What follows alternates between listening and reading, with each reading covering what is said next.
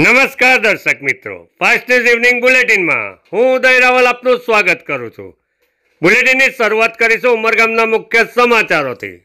ઉમરગામ તાલુકા પંથકમાં છેલ્લા 2 દિવસથી ઝડપી પવન સાથે વરસી રહેલા વરસાદને કારણે વીજ પુરવઠો વારંવાર ખોરવાતા ઔદ્યોગિક વિસ્તાર તેમજ રહેઠાણ વિસ્તારના ગ્રાહકો પરેશાન થઈ ગયા છે।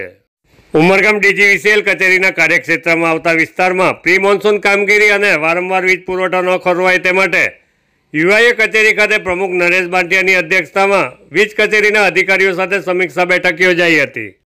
ગ્રામીણ વિસ્તારો તેમજ ઔદ્યોગિક વિસ્તારમાં છેલ્લા 2 દિવસ દરમિયાન અનેક સ્થળો પર ઝાડ પડી જતા વીજ પુરવઠો ખોરવાયો હતો। યુઆઈએ પ્રમુખ નરેશ બાંટિયા હોદ્દેદારો તથા ઉદ્યોગકારોની રજૂઆત બાદ ડીજીવીસીએલના અધિકારીઓએ અવરોધ दूर કરી નિયમિતપણે વીજ પુરવઠો મળી રહે તેની ખાતરી આપી હતી। आज हम लोग की डीजीवीसीएल से बहुत एक अच्छी मीटिंग हुई, पावरफुल मीटिंग हुई। हमने उनको बताया कि हमने मार्च महीने में, अप्रैल महीने में, मई महीने में और जून महीने में, चारों महीने में डीजीवीसीएल को पहले भी रिक्वेस्ट की थी कि वो प्री मानसून की कामगिरी को अच्छे से करें, पर अब जो हुआ है उस विषय में ज़्यादा बात नहीं करते हुए उन्होंने आज हमको पूरा आश्वासन दिया है कि आने वाले समय में वो अच्छा काम करेंगे और हम लोग उनको पूरा सहयोग देंगे कि आने वाले समय में हमारे इंडस्ट्री के भाई बहन लोग, हमारे जो रहने वाले गांवों के लोग हैं और जो भी रेसिडेंशियल कॉलोनी में हैं, उन सब की समस्याओं का हल हम लोग कमिटमेंट देते हैं कि आने वाले 5-6 दिन में हम निकाल के देंगे। बहुत बहुत धन्यवाद, थैंक यू।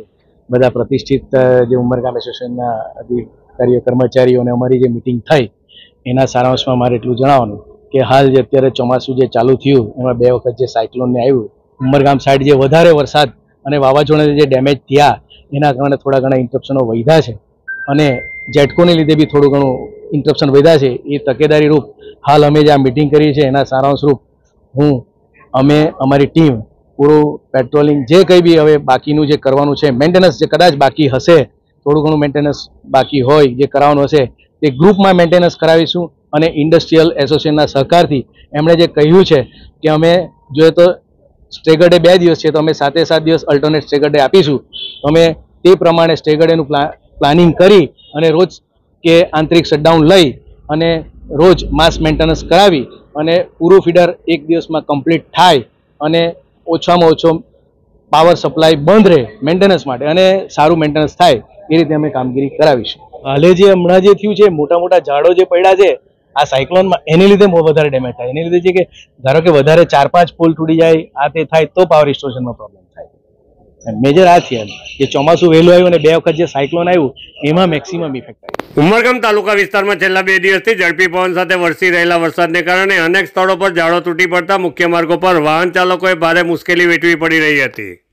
નારગોલ ગ્રામ પંચાયત વિસ્તારના દરિયાકાંઠે તેમજ મુખ્ય માર્ગો પર ઝાડો તૂટી પડ્યા હતા। જાગૃત સરપંચ સ્વીટીબેન ભંડારી ટીમ સાથે સ્થળ ઉપર પહોંચી મુખ્ય માર્ગો પર અવરોધ દૂર કરવાની કાર્યવાહી શરૂ કરી હતી। નારગોલ ગ્રામ પંચાયત ટીમ દ્વારા સર્વે કરી નડતરરૂપ ઝાડો દૂર કરવા ટ્રીમિંગની કાર્યવાહી શરૂ કરવામાં આવી હતી। પારડી વિસ્તારમાં ફરી તસ્કરોએ તરખાટ મચાવ્યો છે। વાસુદેવ રેસિડેન્શિયલના એક ફ્લેટમાંથી 2,70,000ની ચોરી કરી તસ્કરો ફરાર થઈ ગયા હતા।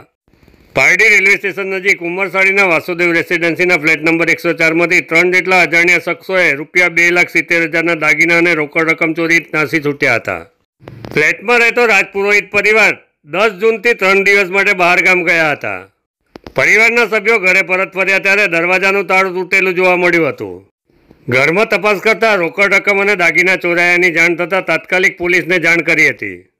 ફરિયાદના આધારે પોલીસે તપાસ હાથ ધરી હતી। પ્રાથમિક તપાસમાં બિલ્ડિંગમાં લાગેલા સીસીટીવી ફૂટેજમાં 3 જેટલા ચોર ઇસમો નજરે પડી રહ્યા છે।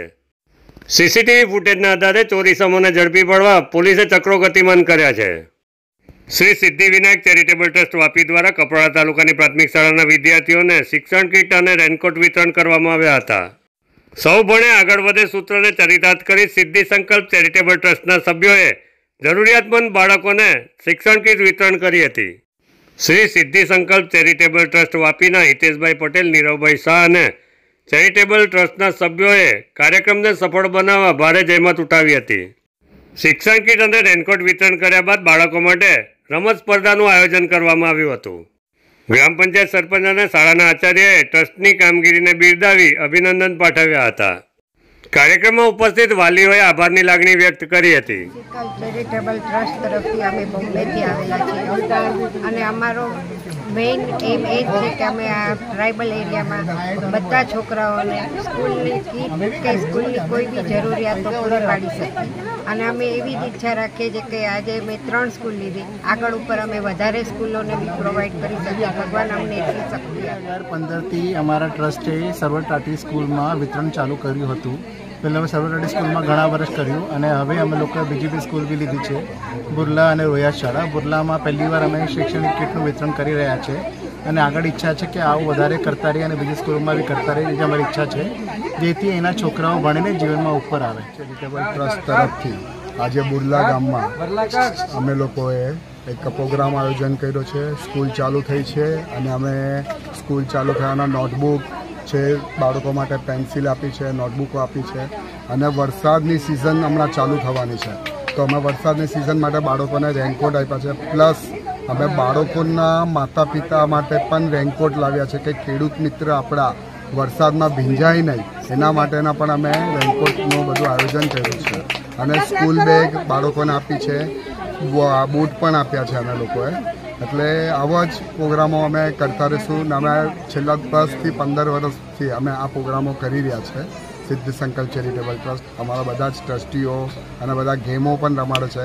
અમે એવું જ ઈચ્છીએ છીએ કે આ બાળકો બહુ જ આગળ આવે, અમારી ઈચ્છા છે. અને આજે અમે 3 સ્કૂલોનું આ વિતરણ કર્યું છે. સર્વટાટી સ્કૂલમાં છે અને બુરલા સ્કૂલ છે અને રોહિયા તલાટ સ્કૂલ.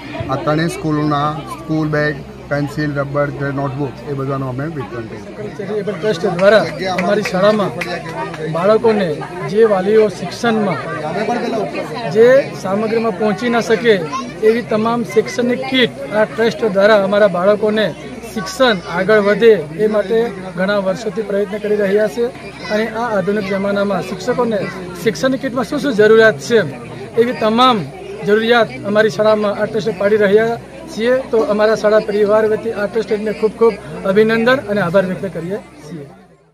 કપરાડા તાલુકાના વડખંભા પાર નદી ઉપરનો પુલ અતિ જર્જરિત હાલતમાં જોવા મળી રહ્યો છે. નેશનલ હાઈવે નંબર 56 ઉપર બનેલો પુલ અતિ જર્જરિત હાલતમાં હોય જ્યાંથી રોજ સેંકડોની સંખ્યામાં વાહનો પસાર થતા જોવા મળે છે. જર્જરિત પુલ ઉપરથી પસાર થતા વાહન ચાલકો અઘટિત ઘટનાનો ભોગ ન બને તે માટે સ્થાનિકો દ્વારા તંત્રને જગાડવાના પ્રયાસો કરવામાં આવ્યા હતા.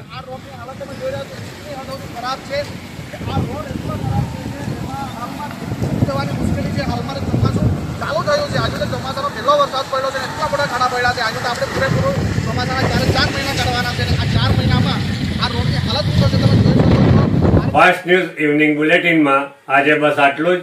આવતીકાલે ફરી મળીશું. નમસ્કાર.